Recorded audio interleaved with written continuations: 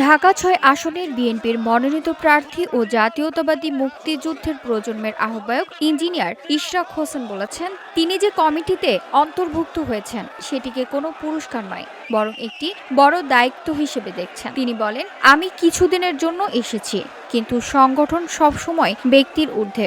আমার লক্ষ্য হলো এই সংগঠনকে আরো বড়, আরো শক্তিশালী করে রেখে যাওয়া, যাতে পরবর্তীতে যারা দায়িত্ব নেবেন তারা এটিকে এগিয়ে নিতে পারেন। এ সময় তিনি মুক্তিযুদ্ধকে নিয়ে সাম্প্রতিক বিতর্ক ও অপপ্রচারের তীব্র নিন্দা জানান।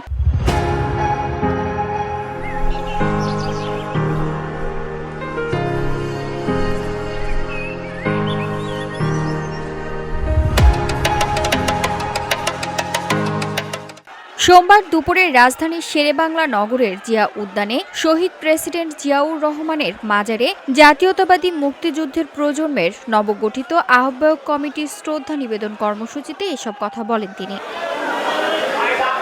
ইশরাক হোসেন বলেন, বিগত ৫৪ বছরেও আমরা এমনটি দেখি নাই, যেখানে আজ প্রকাশ্যে মুক্তিযুদ্ধকে হেয় প্রতিপন্ন করা হচ্ছে এবং সম্পূর্ণ মিথ্যা ও বিভ্রান্তকর তথ্য দিয়ে বিতর্কিত করার চেষ্টা করা হচ্ছে। শুধু ১৯৭১ সালে একটি দলের ভূমিকা আড়াল করার জন্য এই ধরনের অপপ্রচার অত্যন্ত নিন্দনীয়।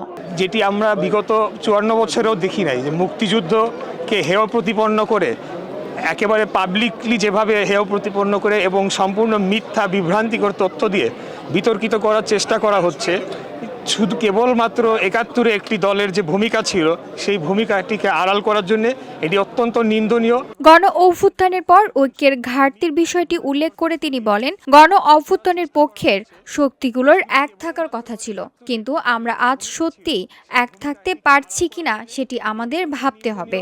গণ অভ্যুত্থানের পরে গণ অভ্যুত্থানের পক্ষের যারা শক্তি আমরা ছিলাম, আমাদের এক থাকার কথা ছিল, কিন্তু আমরা আজকে সেটি থাকতে পারছি কিনা সেটি আমাদের মাথায় নিতে হবে। তিনি আরও বলেন, বিএনপি ক্ষমতার জন্য রাজনীতি করে না, বরং দেশের জন্য কাজ করাই তাদের মূল লক্ষ্য। পাশাপাশি তিনি জানান, আগামী ২৫ তারিখ আমাদের নেতা আসবেন, যেখানে সারা বাংলাদেশ থেকে নেতাকর্মীরা কোনো বাধা ছাড়াই অংশ নিতে পারবেন। এই দলের জন্য কাজ করার জন্য আমরা ক্ষমতার জন্য লড়াই করি না, সেটা নিশ্চিতভাবে যদি একজন জ্বলজ্যান্ত উদাহরণ থাকে সেটি হলো আমাদের আজকের প্রিয় প্রধান অতিথি। আগামী ২৫ তারিখ আমি গণমাধ্যমের সবার মাধ্যমে বলতে চাই, সারা বাংলাদেশ থেকে কোনো বাধকতা নাই, আপনারা আপনাদের নেতাকে এক নজর দেখতে আসবেন, এটাই স্বাভাবিকতা।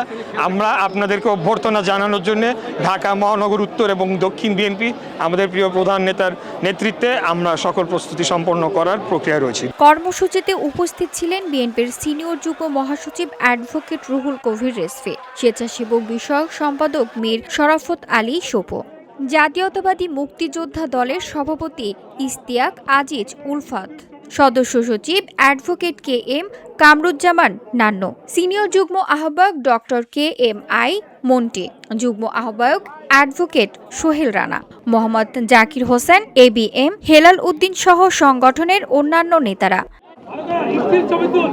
VOD Bangla news desk.